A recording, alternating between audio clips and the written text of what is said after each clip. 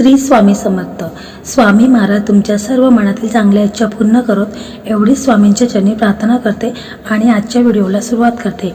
तर आजच्या व्हिडिओमध्ये आपण पाहणार आहोत की या पितृपक्षामध्ये आपल्याला कोणत्या 2 भाज्या आहेत त्या आपल्याला खायच्या नाहीत, त्याचप्रमाणे काय नियम आहेत ही सुद्धा माहिती आपण आजच्या व्हिडिओमध्ये पाहणार आहोत. तर ते मी अगदी तुम्हाला थोडक्या भाषेमध्ये सांगण्याचा प्रयत्न करणार आहे. तर व्हिडिओ तुम्ही शेवटपर्यंत पहा आणि तुम्ही चॅनलला सबस्क्राईब केलं नसेल तर लगेच सबस्क्राईब करा, जेणेकरून माझे असेच नवनवीन व्हिडिओ हे तुमच्यापर्यंत सर्वात आधी पोहोचतील. तर मित्रांनो, हिंदू धर्मानुसार घरातल्या दिवंगत व्यक्तीच्या मृत्यूस शांती मिळावी यासाठी श्राद्ध विधी केला जातो.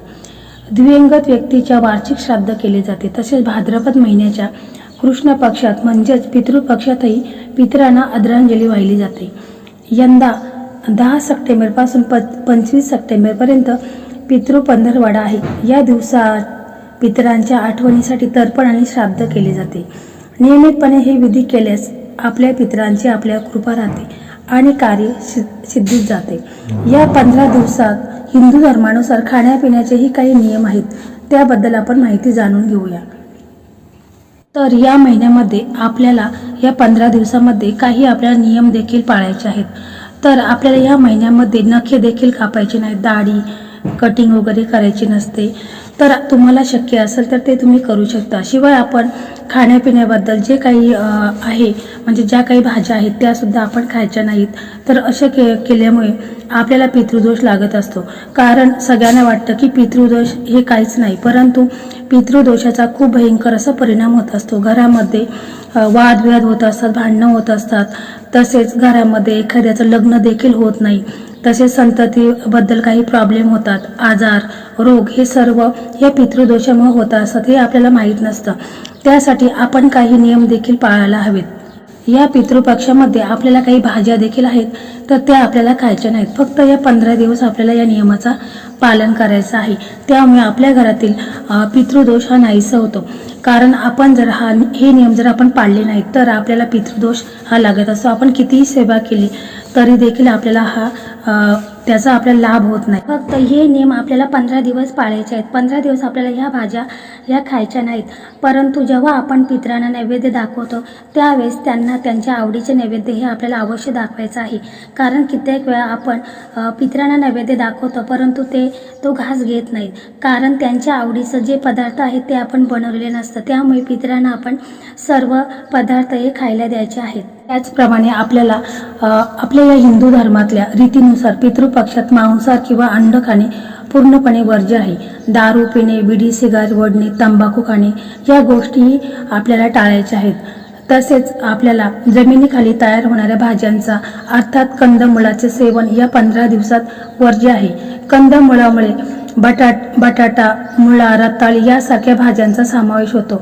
तसेच कंदमुळाचा नैवेद्य दाखवणे, त्यात स्वतः सेवन करणे किंवा श्राद्धाच्या भोजनातही कंदमुळयुक्त भाज्या असू नयेत असे शास्त्रात म्हटले गेले. या गोष्टीचे पालन न केल्यास पितरांच्या रोषाला सामोरे जावे लागेल असंही म्हटलं आहे. त्याचप्रमाणे आपल्या घरामध्ये आपण कोबीची भाजी देखील बनवायची नाही.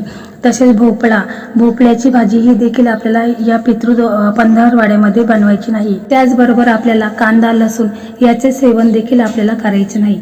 म्हणजे प्रत्येक खाद्यपदार्थाच्या सेवनाचा माणसाच्या स्वभावावर आणि प्रकृतीवर मानसिकरित्या परिणाम होत असतो. पितृपक्षात आहार आणि आचार हा सात्विक असावा असे शास्त्र सांगते. म्हणजे तामसी वृत्ती म्हणजे स्वभाव, तापटपणा, चिडचिड याचे वाढ होऊ नये, पित्त वाढू नये यासाठी कांदा आणि लसूण यासारखे तामसी गुण वाढणारे खाद्यपदार्थ खाणे टाळावे. हिंदू धर्मातल्या विविध धार्मिक विधीनंतर होणाऱ्या जेवणातही कांदा लसूण याचा वापर निषिद्ध म्हणजे वर्ज्य मानला आहे. म्हणूनच या पितृपक्षात दिवसात कांदा लसूण खाणे हे टाळायचं आहे. तसेच आपल्याला मसूर डाळीचं सेवन देखील टाळायचं आहे. म्हणजे पितृपक्षात मसूर डाळ खाणे ही वर्ज्य मानले गेले. मसूर डाळीचे सेवन निषिद्ध आहे, पण कुठलीही कच्चं धान्य खाणे टाळावे. या दिवसात कुठलाही पदार्थ शिजूनच खायचा आहे असं शास्त्रात सांगितलेलं आहे. शास्त्रात दिल्याप्रमाणे पितृपक्षात चणे खाणे ही चुकीचं मानलं गेलं आहे.